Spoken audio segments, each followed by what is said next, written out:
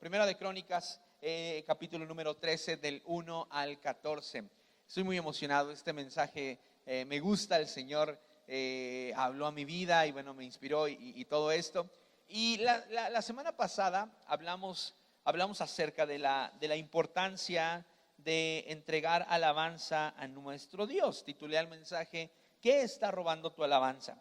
Y el mensaje, el versículo clave de el mensaje de la semana pasada era cuando David iba entrando a Jerusalén, iba danzando, ¿verdad? Y saltando, porque por fin el arca, después de mucho tiempo, estaba de nuevo bajo su poder y entonces la presencia de Dios estaría con ellos. Pero el día de hoy, los pasajes centrales de este mensaje es justamente lo que sucedió antes de que David llegara con el arca hasta Jerusalén. Y vamos a ver un poco de todo lo que sucedió antes de que este traslado de la presencia de Dios fuera efectivo. Primera de Crónicas 13, del 1 al 14. Dice: entonces David volvió a reunir a las tropas más selectas de Israel, un total de 30,000, y las llevó a Balá de Judá para traer de regreso el arca de Dios, que lleva el nombre del Señor de los ejércitos celestiales, quien está entronizado entre los querubines. Así que pusieron el arca de Dios en una carreta nueva y la retiraron de la casa de Abinadab, que estaba en la colina. Usa y Ahío, hijos de Abinadab, guiaban la carreta que cargaba el arca de Dios. Ahío caminaba delante del arca. David y todo el pueblo de Israel celebraban ante el Señor, entonando canciones, tocando todo tipo de instrumentos musicales como la lira, el arpa, las panderetas, las castañuelas y los címbalos. Cuando llegaron al campo de trillar de Nacón, los bueyes se tropezaron y Usa extendió la mano para sujetar el arca de Dios. Entonces se encendió el enojo del Señor contra Usa y Dios lo hirió de muerte debido a lo que hizo. Así fue como Usa murió ahí mismo junto al arca de Dios. Entonces David se enojó porque la ira del Señor se había desatado contra Usa y llamó a ese lugar Fares Usa, que significa desastre contra Usa, nombre que conserva hasta el día de hoy. Ahora David tenía miedo del Señor y preguntó: ¿cómo podré regresar el arca del Señor para que esté bajo mi cuidado? Por lo tanto, David decidió no trasladar el arca del Señor a la ciudad de David, sino que la llevó a la casa de Obed-Edom en Gat. El arca del Señor permaneció en la casa de Obed-Edom por 3 meses, y el Señor bendijo a Obed-Edom y a los de su casa. Entonces le dijeron al rey David: el Señor ha bendecido a los de la casa de Obed-Edom y a todo lo que tiene a causa del arca de Dios. Luego David fue y llevó el arca de Dios de la casa de Obed-Edom a la ciudad de David con gran celebración. Y he titulado a este mensaje: una habitación para Dios. Una habitación para Dios. Vamos a orar. Dios, gracias por tu amor, gracias por tu presencia, gracias porque podemos adorarte, Señor, podemos exaltarte y glorificar tu nombre. Te pido que mientras estoy predicando, tú traigas una convicción genuina a nuestros corazones de que cada una de las vidas que está el día de hoy reunida en este lugar puede representar un lugar, una habitación donde el Señor puede vivir. Gracias por tu amor y tu presencia en nuestras vidas. En el nombre de Jesús, amén. Sabes, a lo largo de la historia de la humanidad, el Señor nos ha demostrado el deseo ferviente que tiene por permanecer cerca de nosotros. Dios es como un enamorado que no se cansa, que no cesa sus esfuerzos, ¿verdad? Con tal de permanecer cerca de ti y de mí. A diferencia de los otros dioses que promueven otras religiones, nuestro Dios anhela que la distancia que hay entre Él y nosotros sencillamente desaparezca, que no exista distancia que nos separe el uno del otro. Y algunos momentos que podemos encontrar en las Escrituras y que hablan sobre el deseo que Dios tiene de habitar entre nosotros son los siguientes. Por ejemplo, Génesis 3 del 8 al 10 dice: lo siguiente: cuando soplaba la brisa fresca de la tarde, el hombre y su esposa oyeron al Señor Dios caminando por el huerto. Se refiere a Adán y Eva. Así que se escondieron del Señor Dios entre los árboles. Entonces el Señor Dios llamó al hombre y le dijo: ¿dónde estás? El hombre contestó: te oí caminando por el huerto, así que me escondí, tuve miedo porque estaba desnudo. ¿Sabes? Se cree que en el huerto del Edén Dios tenía encuentros constantes y personales con Adán y Eva, y que los versículos que acabamos de leer narran uno de esos días o momentos donde Dios disponía a encontrarse con ellos. Sin embargo, para este momento ellos ya habían pecado y la comunión que Dios planeaba tener con Adán y Eva se rompió. Más adelante, en Éxodo capítulo 13, versículo número 20, la Biblia describe que después de salir de Egipto, la presencia de Dios guiaba al pueblo de Israel en medio del desierto. Y durante la noche, ¿verdad? Él lo hacía por medio de una columna de fuego, y durante el día lo hacía mediante una nube que iba por encima de ellos.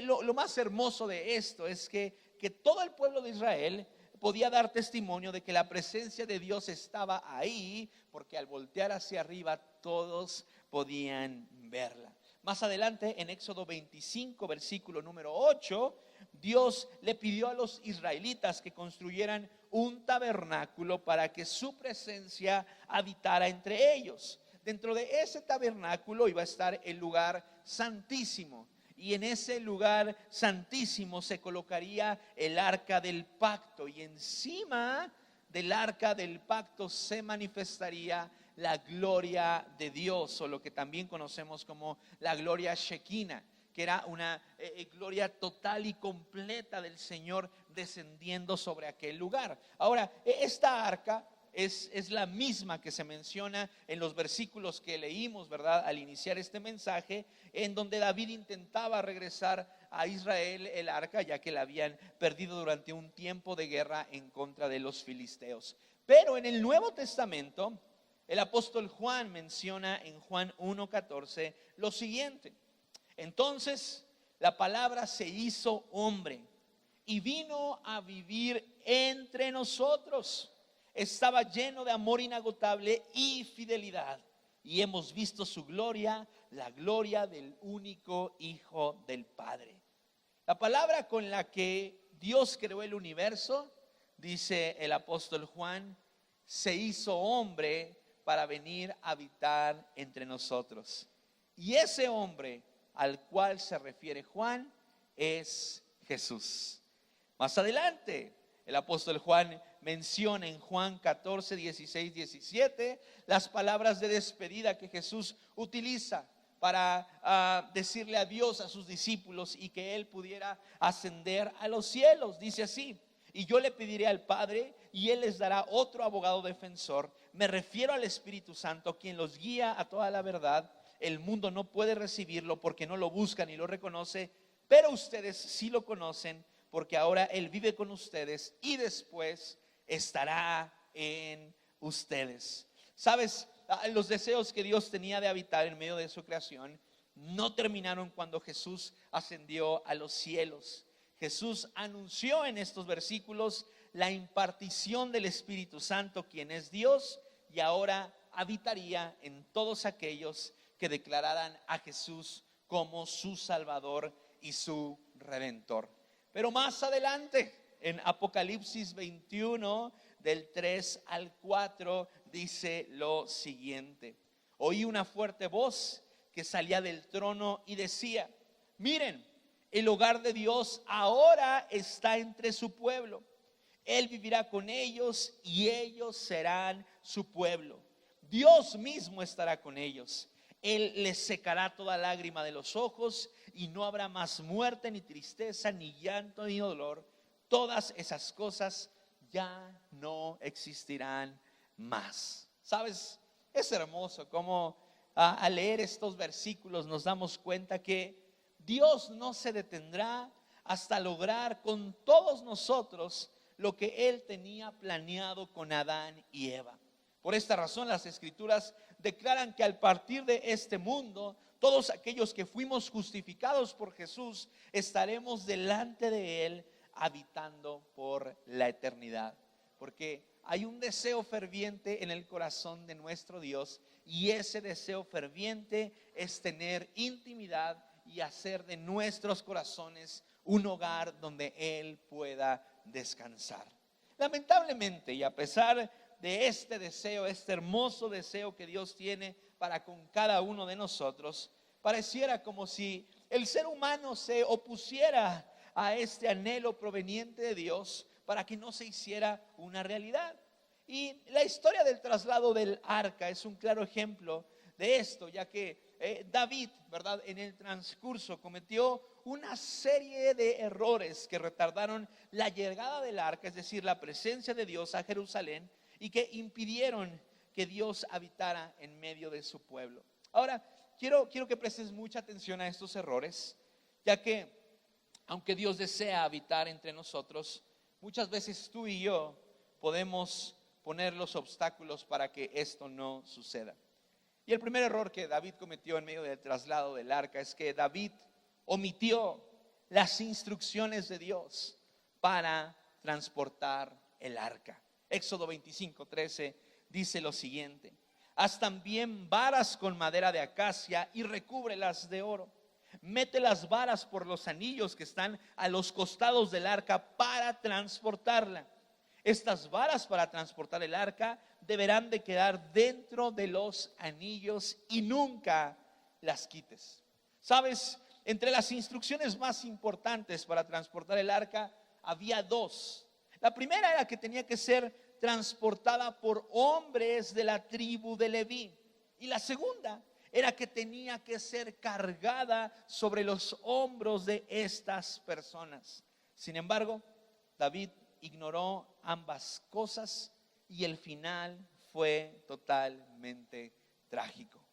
En ocasiones, las personas tenemos la tendencia a dar por hecho que podemos atraer la presencia de Dios a nuestras vidas por méritos propios o esfuerzos humanos.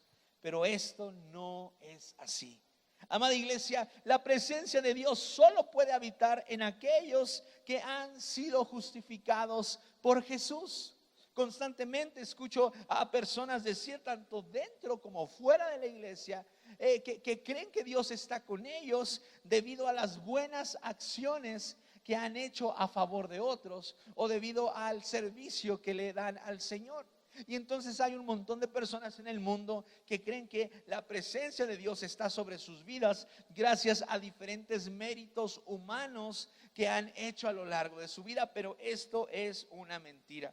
La presencia de Dios solo puede habitar en aquellos que han sido justificados por Jesús. Juan 14, versículo número 6 dice: Jesús le contestó: yo soy el camino, yo soy la verdad y la vida. Nadie puede ir al Padre si no es por medio de mí. Tengamos cuidado de que, al igual como David, no omitamos las instrucciones que Dios nos ha dado para que la presencia del Señor pueda estar sobre nuestras vidas. Tú y yo, lo único que necesitamos para que Dios esté sobre nosotros es haber reconocido a Jesús como nuestro Salvador y haber sido justificados de cada uno de los pecados que cometimos y que hemos cometido.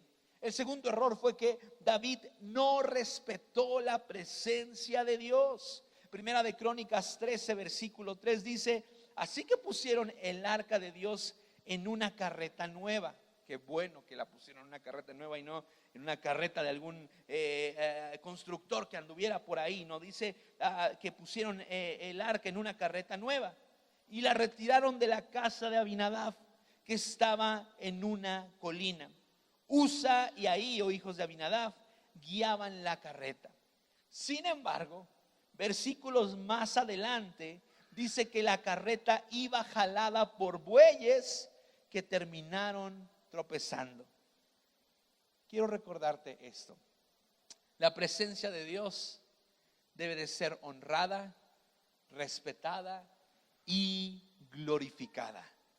La presencia de Dios debe de ser honrada, respetada y glorificada. Apocalipsis 4 dice que delante del trono del Señor en el cielo hay ángeles que día y noche declaran que Él es santo, santo, santo. Lamentablemente, a David se le ocurrió que poner el arca en una carreta jalada por bueyes sería una buena idea. Pero esto terminó siendo una falta total de respeto a la presencia de Dios. ¿Sabes algo? El pecado en nuestras vidas representa a la carreta y a los bueyes que jalaban aquel día el arca del Señor. Cuando tú y yo intentamos que la presencia de Dios pueda descansar sobre nuestras vidas, pero hay pecados que siguen gobernando, que siguen dirigiendo nuestro caminar, entonces tú y yo estamos faltando el respeto a la presencia de Dios. Efesios 4 versículo número 30 dice: no entristezcan al Espíritu Santo de Dios con la forma en la que viven. Recuerden que Él los identificó como suyos y así ha garantizado que serán salvos el día de la redención. ¿Sabes algo? El pecado entristece al Espíritu Santo y repele la presencia de Dios en nuestras vidas. No podemos intentar que la presencia de Dios habite en medio de nosotros y sigamos viviendo, en contra de la voluntad de Dios. No podemos hacerlo. Esto es una falta de respeto para el Señor. De la misma forma que David le faltó al respeto a la presencia de Dios poniéndola sobre una carreta jalada por bueyes. Y el tercer error que David cometió aquel día es que él se dejó llevar por sus emociones. David se dejó llevar por sus emociones. Primera de Corintios 13 versículo número 5 dice: David y todo el pueblo de Israel celebraban ante el Señor, entonando canciones y tocando todo tipo de instrumentos musicales, liras, arpas, panderetas, castañuelas y címbalos. ¿Sabes? Es muy posible que David olvidara las instrucciones sobre cómo debía de transportar el arca debido a lo emocionado que estaba. David era un adorador. David entendía todos y cada uno de los mandamientos que Dios había dado al pueblo para poder tener comunión con Él. Pero muy probablemente aquel día él se encontraba tan emocionado que olvidó aquellas cosas que Dios le había dicho que era importante llevar a cabo. Sin embargo, ese no fue el único momento donde sus emociones le dirigieron e impidieron llevar consigo la presencia de Dios hasta Jerusalén. La Biblia también dice que David se enojó con Dios cuando Dios le quitó la vida a Usa. Y después la Biblia menciona que David también tuvo miedo y decidió detener el traslado del arca. 3 emociones en un momento de la vida de David: alegría, enojo y miedo. ¿Sabes? A pesar de que Dios nos diseñó con la capacidad de sentir y poder experimentar emociones, debemos de tener mucho cuidado de que nuestras emociones no se conviertan en un obstáculo para que la presencia de Dios habite en medio de nosotros. El Salmo 4 versículo número 4 es un pasaje que constantemente Sai y yo compartimos en algunas consejerías matrimoniales, y este salmo dice: no pequen al dejar que el enojo les controle. ¿Sabes? Experimentar la emoción del enojo no es pecado, pero que el pecado te controle que el enojo te controle se convierte en un pecado.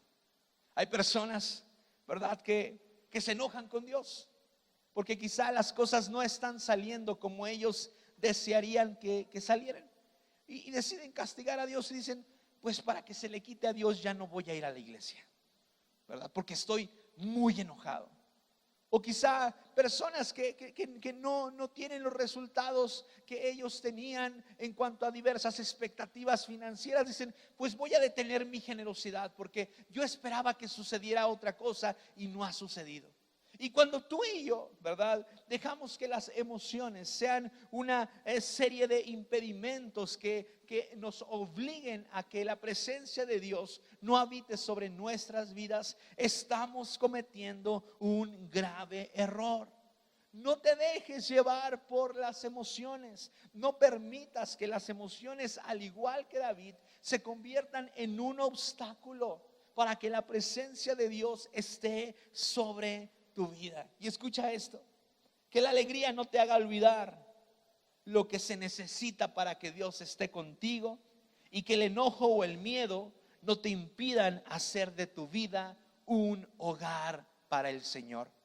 Hay personas que por fin logran su cometido, alcanzan algo que estuvieron deseando durante mucho tiempo, y entonces experimentan niveles de alegría tan altos que se olvidan de Dios completamente y de todos sus mandamientos. Así es que no permitas que las emociones levanten barreras entre tú y Dios para que Él pueda habitar sobre tu vida.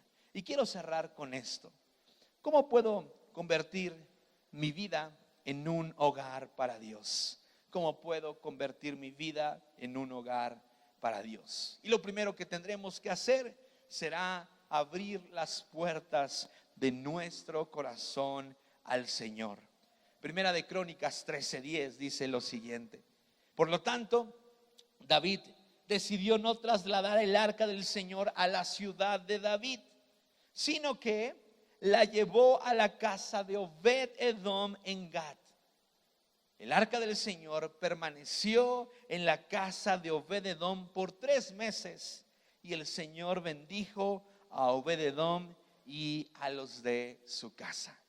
Sabes, esto va a ser lo único referente que quiero hablar acerca de ti y de mí cuando la presencia de Dios está en nuestras vidas.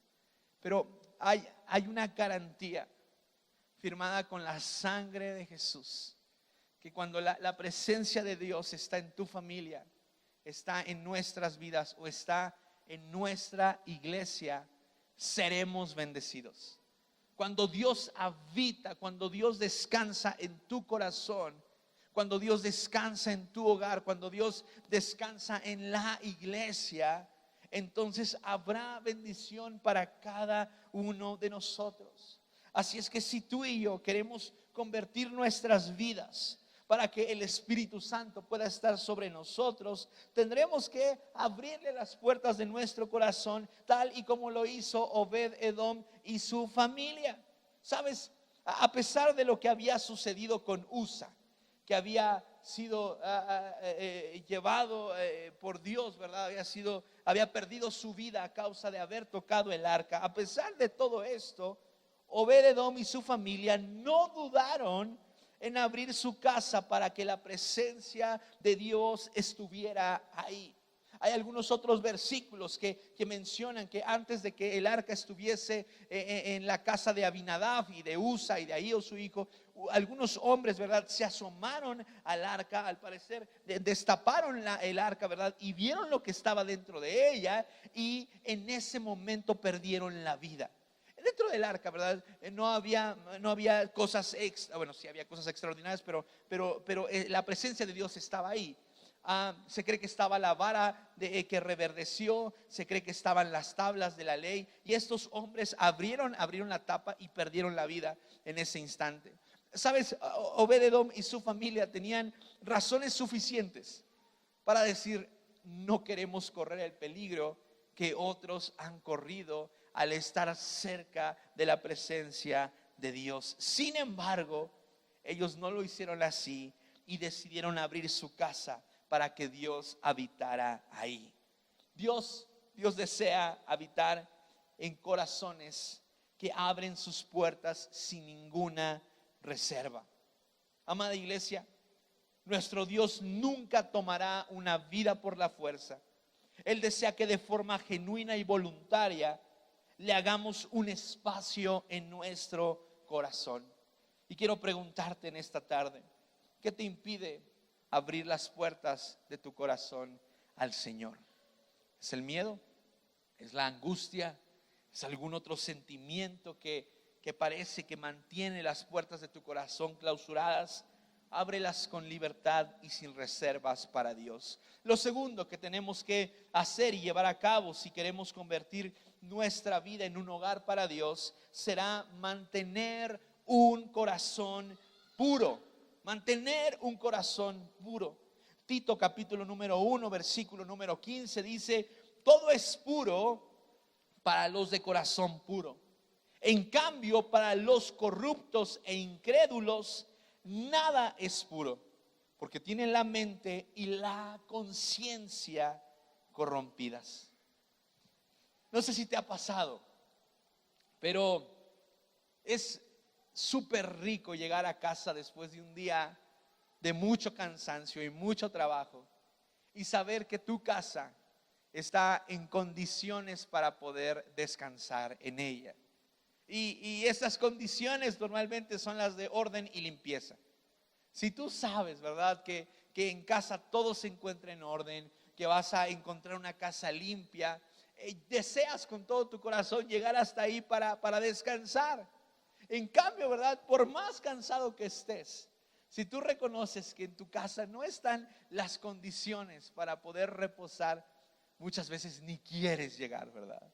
Y dices: no, es que tengo un tiradero. Y ahí estás en la casa de la comadre, ¿verdad? No te quieres ir. Y la comadre dice: ya váyase. No, aquí estoy bien, ¿verdad? Porque su casa huele bien rico, a fabuloso. Y la tuya no tanto. Y sabes, lo mismo sucede con nuestras vidas. Si deseamos convertirnos en un hogar para Dios, debemos purificar nuestro corazón todos los días para que éste se convierta en un lugar agradable donde Dios pueda descansar. Y el Salmo 119, versículo número 9, nos habla acerca de cómo podemos purificar nuestro corazón. Inicia con una pregunta. Dice: ¿cómo puede un joven mantenerse puro? Y la respuesta es sencilla: obedeciendo tu palabra. Si tú y yo queremos tener un corazón puro y limpio, acogedor, un lugar deseable para que la presencia de Dios habite en él, entonces todos los días tendremos que purificar nuestro corazón. Y te tengo una pregunta: ¿de qué tienes que deshacerte hoy para que tu corazón se mantenga puro y Dios pueda habitar en él? ¿De qué tienes que deshacerte hoy para que tu corazón se mantenga puro y Dios pueda habitar en él? Sabes, una de las cosas que yo más disfruto, ¿verdad?, aparte de que es mi responsabilidad, es una regla no escrita en nuestra casa. Yo soy el encargado de sacar la basura y me encanta hacerlo, ¿verdad? Porque yo soy de los que esto no lo hemos usado en 15 minutos, va para la basura. No, yo no me gusta acumular cosas, ¿verdad? No me gusta. Y yo aprovecho, ¿verdad? Y entonces luego un día Lucas se dio cuenta de que le había tirado un globo. Y entonces ve la bolsa y le dice: mamá, globo. Y ¿sabe qué? Globo. Y entonces yo así, la, ¿verdad? Pero porque dije: no, si no me va a ir mal, ¿verdad? Y bueno, Lucas se dio cuenta de que había un globo en la basura. Pero sabes, es una de las cosas que yo más disfruto, ¿verdad? Deshacerme de todo lo que no es útil, de todo lo que no necesitamos. No sé si en alguna ocasión has abierto un topper, ¿verdad?, de tu refrigerador con comida que lleva mucho tiempo en ese lugar. Y sabes, aunque es incómodo hacerlo, puede cambiar el aroma por completo de tu refrigerador. O sea, aunque es muy incómodo, ¿verdad?, abrir ese topper y darte cuenta de lo que hay ahí por el olor tan fétido que despide, una vez que lo haces, te das cuenta que casi como si estuvieses estrenando refrigerador. Y lo mismo sucede con nuestro corazón. Hay cosas que son incómodas sacar de aquí, pero que es necesario que se vayan, porque de a poco eso ha contaminado el resto de nuestra vida y está impidiendo que la presencia del Señor habite sobre nosotros. ¿Sabes? A veces no vamos a querernos tomar el tiempo ni siquiera de verbalizar o de entregarle eso al Señor. Pero si tú y yo queremos hacer de nuestro corazón un lugar agradable para nuestro Dios, tendremos que mantenerlo puro. Obedece la palabra de Dios. ¿Sabes cuántas consejerías nos ahorraríamos si tú y yo cumpliéramos con este mandamiento? Obedece la palabra de Dios. Obedece al Señor, obedece su dirección. Limpia aquellas cosas en tu vida que repelen la presencia de Dios de tu corazón. ¿De qué tienes que deshacerte hoy para que tu vida se mantenga pura y Dios pueda habitar en ella? Y el tercer punto para hacer de nuestro corazón un hogar para Dios tiene que ver con alabar y adorar a Dios constantemente. Cuando el arca llegó a Jerusalén, dice la Biblia, ¿verdad? Y lo leímos la semana pasada, que David la llevó a una carpa, y cuando estaba ahí la carpa, él repartió panes de pasa, algunos pasteles, y todo era una fiesta. Conforme avanza el tiempo, dice la palabra de Dios que él estaba en su castillo descansando, y vino a él una especie de revelación de parte de Dios. Y esta revelación era: ¿cómo puedo estar yo en un castillo descansando y la presencia de Dios fuera de este lugar en una carpa? Y entonces en ese momento David toma la decisión de construir o iniciar la construcción del templo.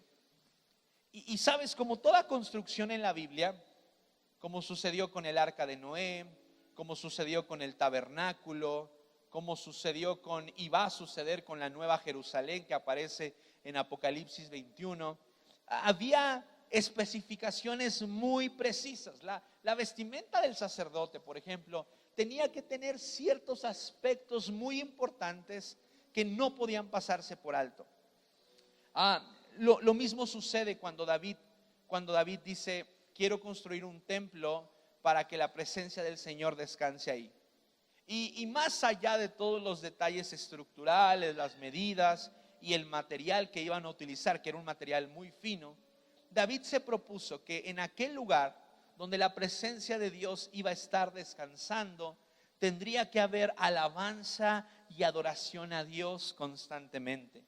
Primera de Crónicas 9:33 dice: los músicos, todos los levitas prominentes, vivían en el templo y estaban exentos de otras responsabilidades, ya que estaban de servicio a todas horas. David sabía, una vez que logró tener el arca con él, que la presencia de Dios tenía que estar rodeada de alabanza y adoración. Y si tú y yo deseamos que nuestra vida y nuestro corazón se convierta en una habitación para Dios, entonces tendremos que alabarle y adorarle constantemente.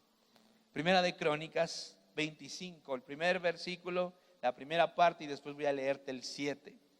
Dice: David y los comandantes del ejército designaron a hombres de las familias de Asaf, de Emán y de Jedetún para proclamar los mensajes de Dios, acompañados de liras, arpas y címbalos.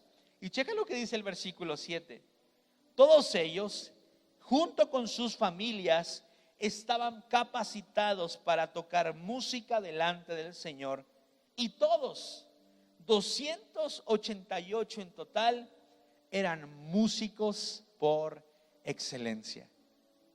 David sabía que no solamente aquel lugar tenía que estar lleno de alabanza y adoración constante, sino que la alabanza y la adoración que se entregara para el Señor tenía que ser excelente. Y quiero animarte nuevamente, como lo hicimos la semana pasada, a que tú y yo llevemos nuestra adoración y nuestra alabanza mucho más allá de nuestras palabras. Yo sé que alguno podrá decir, bueno, pastor, pero es que aquí dice músicos y a mí ni las mañanitas me salen, ¿verdad? Las canto en do, en donde nadie me oiga porque canto horrible, ¿verdad? Siempre quise decir ese chiste,